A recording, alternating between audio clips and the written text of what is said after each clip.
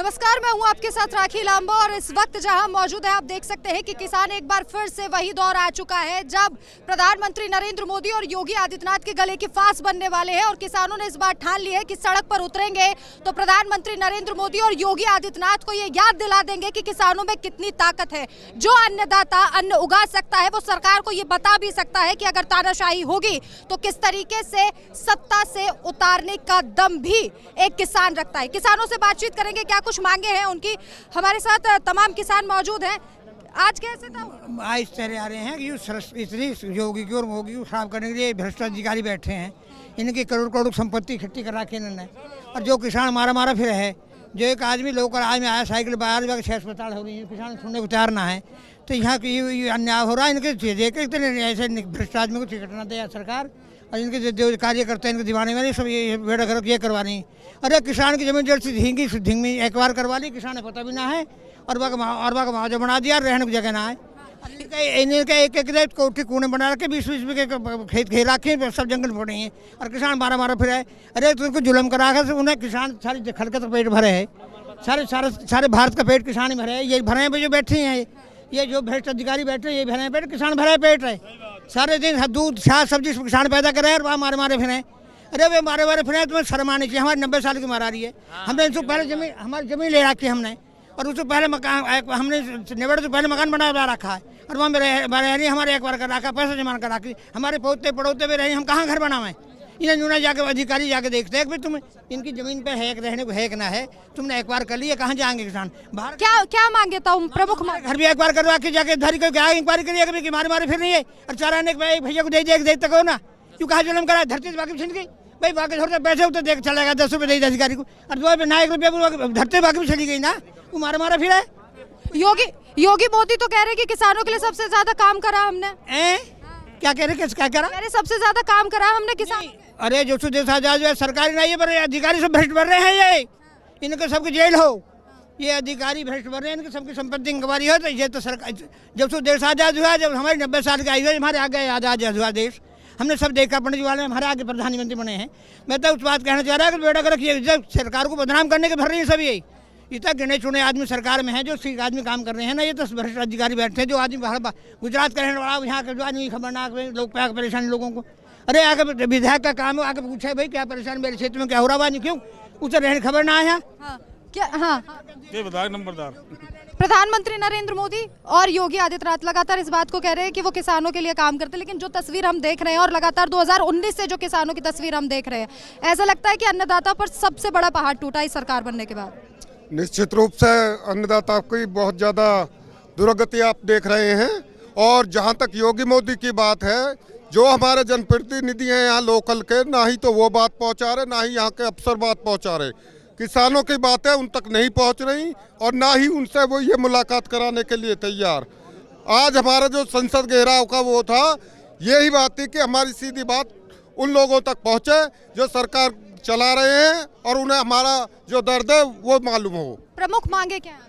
हमारी प्रमुख मांगे हैं 64% मुआवजा और 10% प्लॉट और नया भूमि अधिग्रहण कानून उसको लागू कराएं। जो कानून गौतम बुद्ध नगर के धरती से ही जब भट्टा पारसौल में किसान शहीद हुए थे, यहीं से पूरे देश के लिए कानून बना और आज केवल गौतम बुद्ध नगर जिला ऐसा है जिसमें वो कानून लागू नहीं है। उस कानून को लागू कराया जाए। 64% का मुआवजा जिन किसानों को नहीं दिया उनको दिया जाए और 10% का जो प्लॉट है, जिसमें सरकार की भी सिफारिश हो गई, ठाकुर जयवीर सिंह की कमेटी की और हमारे प्राधिकरण ने भी सिफारिश भेज दी, परंतु वो लागू नहीं हो रहा, उसको लागू कराया जाए। आगे क्या रणनीति रहेगी, क्योंकि यहाँ से आगे जाने के लिए तो पूरा घेराव कर दिया, बैरिकेडिंग लगा दी। अभी हमारे जो किसान नेतृत्व हैं वो बैठ रहे हैं, अफसरों से बात कर रहे हैं। उसमें अगर कोई निष्कर्ष निकलता है तो ठीक, नहीं तो फिर आगे के बारे। कल जो बातचीत हुई थी उसमें क्या कुछ आश्वासन दिया? उन्होंने कोई आश्वासन उसमें ठोस नहीं दिया। हमारा सीधा था कि हमें आश्वासन या कमेटी नहीं चाहिए, हमें निर्णय चाहिए इन मुद्दों पर। ऐसा है कि हमने ग्रेटर नोएडा प्राधिकरण पर धरना प्रदर्शन चालू किया था और वहाँ पर पड़ाव डालने के बाद हमने यमुना प्राधिकरण पर पड़ाव डाला और वहाँ पे हमारी कुछ अधिकारियों से वार्ता हुई। वार्ता हमारी विफल हुई, उन्होंने हमारी मांगें नहीं मानी, इसलिए हमने दिल्ली कूच करने के लिए अपनी रणनीति बना ली और हम संसद तक जाएंगे और अब घेराव करेंगे और अपनी मांगों को मनवाएंगे, क्योंकि हम लोगों को 20-20 साल हो गए, हमारी ज़मीन को गए हुए के 20-20 साल होगी। हमारे जब ज़मीनें गई थी तो हमको 10% का लालच दिया गया था, नौकरी का लालच दिया गया था, 64% का लालच दिया गया था और उचित मुआवजे का लालच दिया गया था। ना तो हमको अभी तक 10% मिला है, ना हमको अभी तक 5% मिला है, ना हमको अभी तक उचित मुआवजा मिला है, ना अभी तक 64% मिला है, ना हमारी अधिकारी किस तरीके से अभी आपके साथ अधिकारी हमको झूठ पे झूठ बोलते रहते हैं, हमारा शोषण करते रहते हैं। जब हम धरना प्रदर्शन करते हैं झूठा आश्वासन दे देते हैं, हमको घर भेज देते हैं, फिर हमारे साथ वही शोषण करने वाला काम कर देते हैं। हम आंदोलन के लिए उग्र होते हैं, मजबूर होते हैं। अब हमने एक सारे संगठनों ने मिलकर एक संयुक्त किसान मोर्चे का वो बनाया है और सभी मिल करके अपना 10% और 64% लेकर रहेंगे। जय जवान जय किसान। तो बिल्कुल अब किसानों ने ठान लिया है कि इस बार आर पार की लड़ाई होगी, इस बार बातचीत होगी तो समाधान जरूर होगा और हाथों हाथ समाधान किया जाएगा। चलिए बात कर लेते हैं, आप अपना सबसे पहले परिचय दीजिए। चौधरी बीसी प्रधान, राष्ट्रीय महामंत्री, भारतीय किसान भानु से हूँ। आपकी क्या प्रमुख मांगे हैं और आज जो तस्वीर हम देख रहे हैं इसके पीछे की वजह क्या है?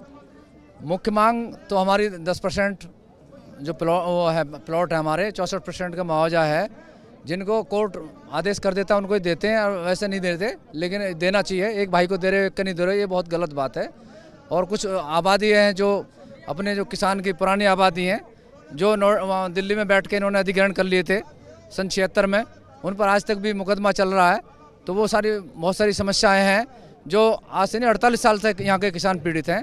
उन्हीं के लिए ये जो लोग हैं सब्र करके बैठे हुए थे, अब सब्र का बांध टूट चुका है और सारे संगठन एक साथ इकट्ठे होकर सब ने जो अपनी मूछ की लड़ाई थी वो सब खत्म कर दी है और अपने हक अधिकार के लिए पूरा क्षेत्र आज किसान एक है। कल जो बातचीत हुई थी प्रशासन से आपकी, उसमें क्या कुछ आश्वासन दिया गया किसानों? नहीं, आश्वासन कोई ठोस आश्वासन नहीं मिल रहा है हमें, तभी हम यहाँ तक पहुँचे हैं। से बात तो लगातार चलती रहती है। प्रशासन जो हमें गोली देने का काम कर रहा हो, अब सीधी सीधी बात है, हमने 2 लेयर तोड़ ली, इन्हें चेतावनी दे दी, उसके बाद यहाँ तक आ गए, अब दिल्ली भी जाएंगे। अब ये प्रशासन के जो अधिकारी है कहते हैं जी बाकी सरकार के हाथ में। अब हमें तो वह सरकार से मिलना हो, वो सरकार बताई कि दिल्ली में बैठी है, संसद में ऐसी है जिससे वो भी संसद जहाँ से होगा। अब यहाँ तो देख लिया हमने, प्राधिकरण भी देख लिया, अपने योग सरकार भी देख ली अपनी, लेकिन वहाँ से कुछ होगा ही नहीं तो यहाँ क्या फायदा? फिर हम वहीं जा रहे हैं ना जहाँ देश के संसद चलता है, वहीं देखेंगे हम। यहाँ किसान आर पार की लड़ाई के मूड में है और जो भूमि अधिग्रहण 2013 में जो लागू करा था उसको हमारे यहाँ लागू नहीं किया गया है। ये देखो कितने बड़े शर्म की बात है। एक प्रदेश 2 नीति चल रही है। गोरखपुर में तो सर्किल रेट का 4 गुना दिया जाता है, गौतम बुद्ध नगर में जो है कोई सर्किल सहमति के आधार पर जमीन खरीदी जा रही है। किसानों को बर्बाद कराने के अलावा और कोई इनका रास्ता नहीं है किसानों को। लेकिन योगी जी तो कहते हैं कि जीरो टॉलरेंस की नीति है भ्रष्टाचार को लेकर, तो उनके जब एक देखो, अब एक प्रदेश एक है, 75 जिलों का प्रदेश है और 2 जिले, केवल एक जिले में गोरखपुर में जाकर के नीति बदल जाती है, बरेली में बदल जाती है, बरेली डेवलपमेंट अथॉरिटी में बदलती है। कानपुर, लखनऊ 3 डिस्ट्रिक्टों में भूमिकरण का 4 गुने का मुआवजा दिया जा चुका है, जबकि हमारा गौतम बुद्ध नगर में 3 प्राधिकरण काम कर रहे हैं। यहाँ 4 प्राधिकरण तो अभी बन चुके हैं इस जिले में, अभी एक और बन रहा है, न्यू नोएडा और बन रहा है, एक यूपीएसआईडीसी है, एक और कोई ग्रेटर नोएडा ग्रेटर नोएडा बन रहा है। मतलब इस तरीके से जो है यहाँ लूटने का काम चल रहा है, क्योंकि यहाँ राजस्व सबसे ज़्यादा जाता है, किसान सबसे ज़्यादा लूटा गया।